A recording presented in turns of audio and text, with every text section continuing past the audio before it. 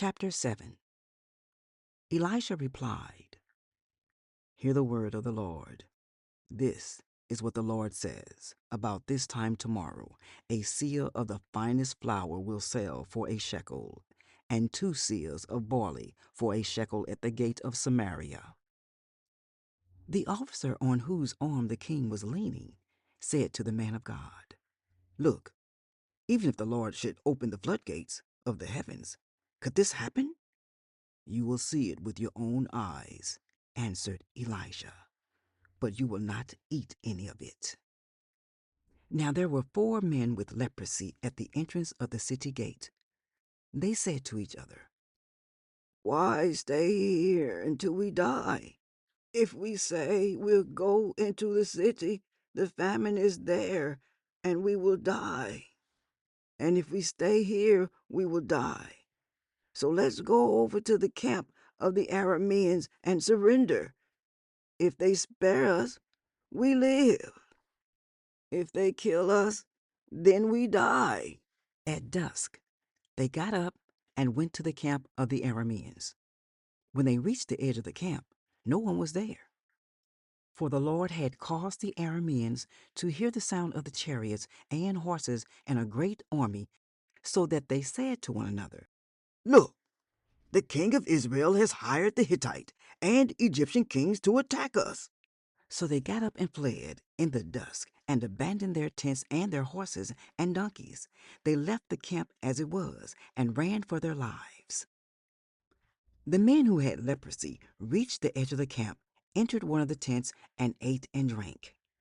Then they took silver, gold, and clothes and went off and hid them. They returned and entered another tent and took some things from it and hid them also.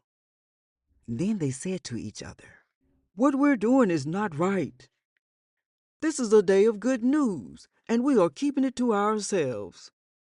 If we wait until daylight, punishment will overtake us. Let's go at once and report this to the royal palace." So they went and called out to the city gatekeepers and told them, "We went into the Aramean camp, and no one was there, not a sound of anyone, only tethered horses and donkeys, and the tents left just as they were." The gatekeepers shouted the news, and it was reported within the palace. The king got up in the night and said to his officers, "I will tell you what the Arameans have done to us.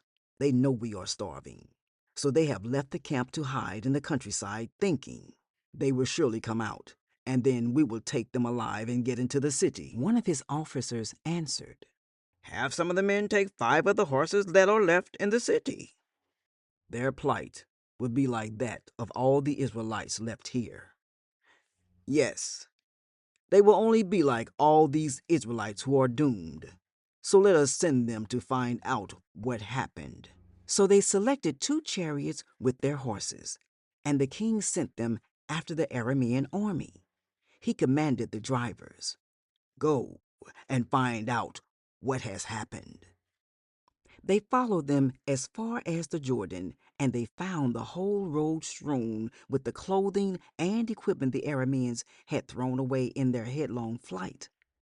So the messengers returned and reported to the king. Then the people went out and plundered the camp of the Arameans. So a seah of the finest flour sold for a shekel, and 2 seahs of barley sold for a shekel, as the Lord had said. Now the king had put the officer on whose arm he leaned in charge of the gate, and the people trampled him in the gateway, and he died, just as the man of God had foretold when the king came down to his house. It happened as the man of God had said to the king. About this time tomorrow, a seah of the finest flour will sell for a shekel, and 2 seahs of barley for a shekel at the gate of Samaria. The officer had said to the man of God, "Look, even if the Lord should open the floodgates of the heavens, could this happen?" The man of God had replied, "You will see it with your own eyes, but you will not eat any of it."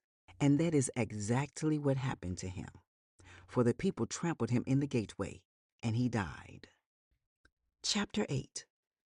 Now Elisha had said to the woman whose son he had restored to life, "Go away with your family and stay for a while wherever you can, because the Lord has decreed a famine in the land that will last 7 years."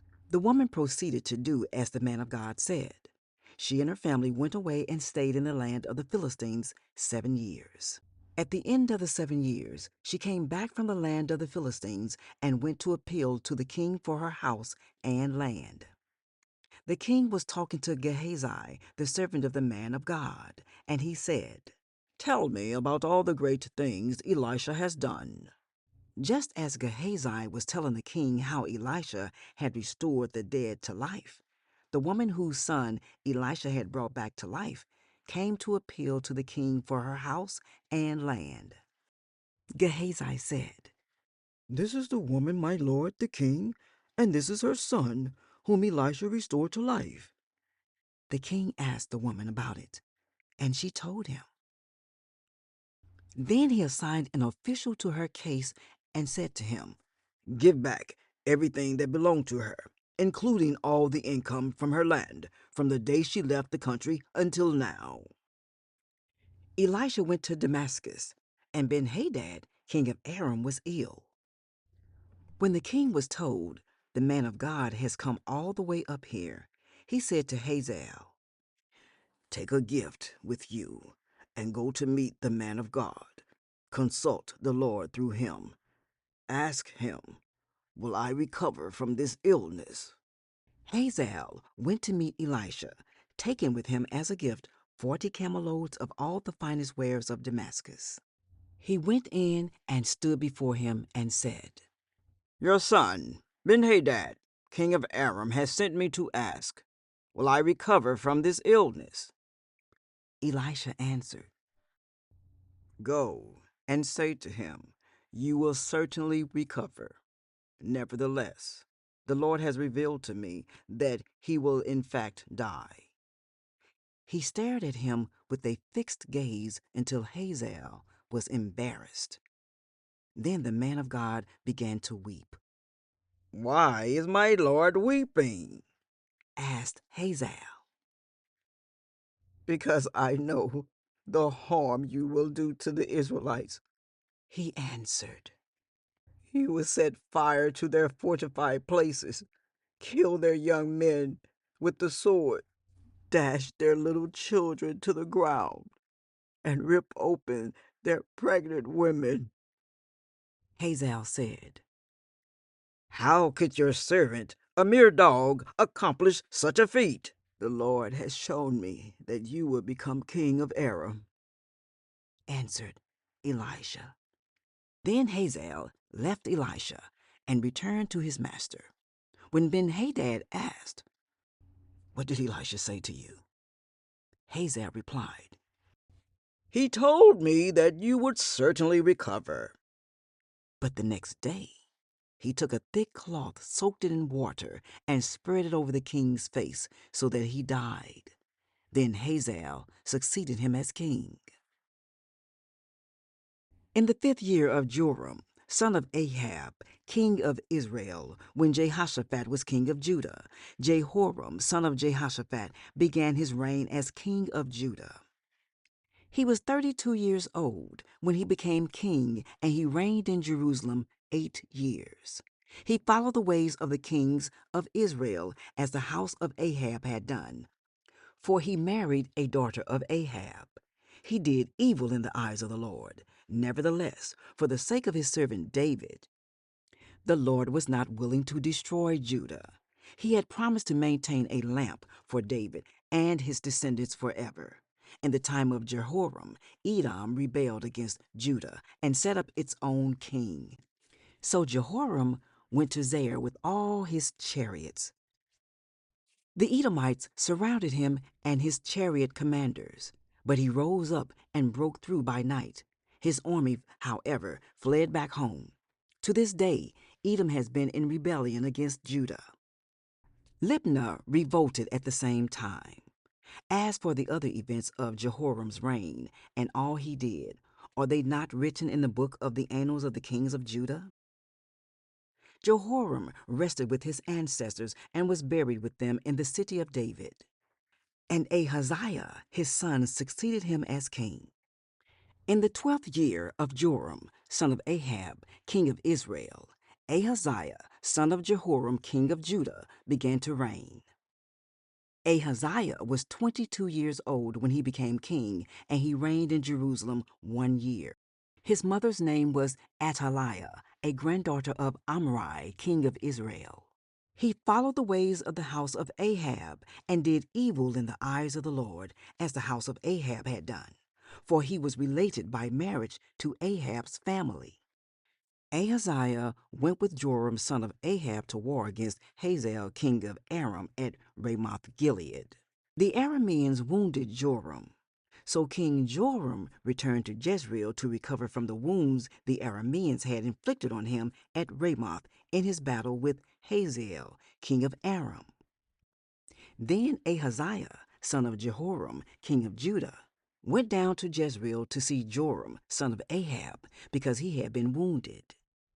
Chapter 9.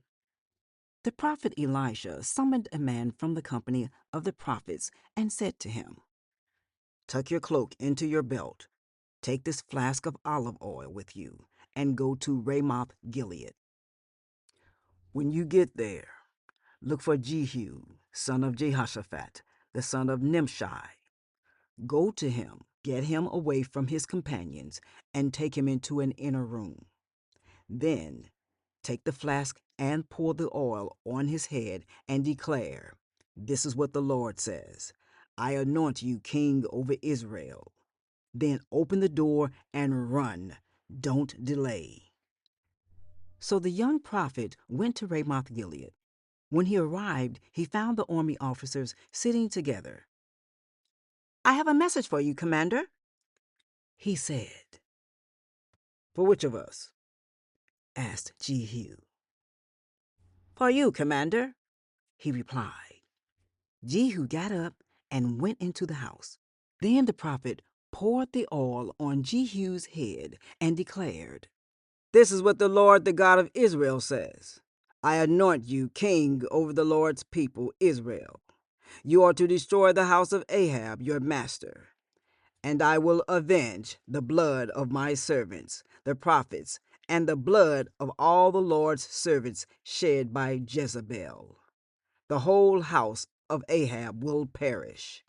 I will cut off from Ahab every last male in Israel, slave or free. I will make the house of Ahab like the house of Jeroboam, son of Nebat, and like the house of Baasha, son of Ahijah.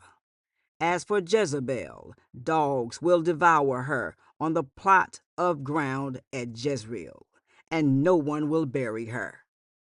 Then he opened the door and ran. When Jehu went out to his fellow officers, one of them asked him, "Is everything all right? Why did this maniac come to you?" "You know the man and the sort of things he says," Jehu replied. "That's not true," they said. "Tell us." Jehu said, "Here is what he told me. This is what the Lord says. I anoint you king over Israel." They quickly took their cloaks and spread them under him on the bare steps. Then they blew the trumpet and shouted, "Jehu is king!" So Jehu, son of Jehoshaphat, the son of Nimshi, conspired against Joram. Now Joram and all Israel had been defending Ramoth Gilead against Hazael, king of Aram.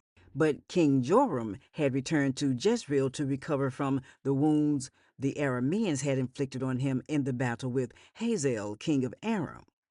Jehu said, "If you desire to make me king, don't let anyone slip out of the city to go and tell the news in Jezreel." Then he got into his chariot and rode to Jezreel, because Joram was resting there, and Ahaziah, king of Judah, had gone down to see him. When the lookout standing on the tower in Jezreel saw Jehu's troops approaching, he called out, "I see some troops coming. Get a horseman." Joram ordered, "Send him to meet them and ask, 'Do you come in peace?'" The horsemen rode off to meet Jehu and said, "This is what the king says. Do you come in peace?" "What do you have to do with peace?" Jehu replied, "Fall in behind me." The lookout reported, "The messenger has reached them, but he isn't coming back." So the king sent out a second horseman. When he came to them, he said, "This is what the king says. Do you come in peace?" Jehu replied, "What do you have to do with peace? Fall in behind me." The lookout reported, "He has reached them, but he isn't coming back either. The driving is like that of Jehu, son of Nimshi. He drives like a maniac." "Hitch up my chariot," Joram ordered. And when it was hitched up, Joram, king of Israel, and Ahaziah, king of Judah, rode out, each in his own chariot, to meet Jehu. They met him at the plot of ground that had belonged to Naboth the Jezreelite. When Joram saw Jehu, he asked, "Have you come in peace, Jehu?" "How can there be peace?" Jehu replied, "as long as all the idolatry and witchcraft of your mother Jezebel abound." Joram turned about and fled, calling out to Ahaziah, "Treachery, Ahaziah!" Then Jehu drew his bow and shot Joram between the shoulders. The arrow pierced his heart, and he slumped down in his chariot. Jehu said to Bidkar, his chariot officer, "Pick him up and throw him on the field that belonged to Naboth the Jezreelite. Remember how you and I were riding together in chariots behind Ahab his father, when the Lord spoke this prophecy against him. Yesterday I saw the blood of Naboth and the blood of his sons, declares the Lord, and I will surely make you pay for it on this plot of ground, declares the Lord. Now then, pick him up and throw him on that plot in accordance with the word of the Lord." When Ahaziah, king of Judah, saw what had happened, he fled up the road to Beth-Hagan. Jehu chased him, shouting, "Kill him too!" They wounded him in his chariot on the way up to Ger, near Ibleam, but he escaped to Megiddo and died there. His servants took him by chariot to Jerusalem and buried him with his ancestors in his tomb in the city of David. In the 11th year of Joram, son of Ahab, Ahaziah had become king of Judah. Then Jehu went to Jezreel. When Jezebel heard about it, she put on eye makeup, arranged her hair, and looked out of a window. As Jehu entered the gate, she asked, "Have you come in peace, you Zimri, you murderer of your master?" He looked up at the window and called out, "Who is on my side? Who?" 2 or 3 eunuchs looked down at him. "Throw her down," Jehu said. So they threw her down, and some of her blood spattered the wall and the horses as they trampled her underfoot. Jehu went in and ate and drank. "Take care of that cursed woman," he said, "and bury her, for she was a king's daughter." But when they went out to bury her, they found nothing except her skull, her feet, and her hands.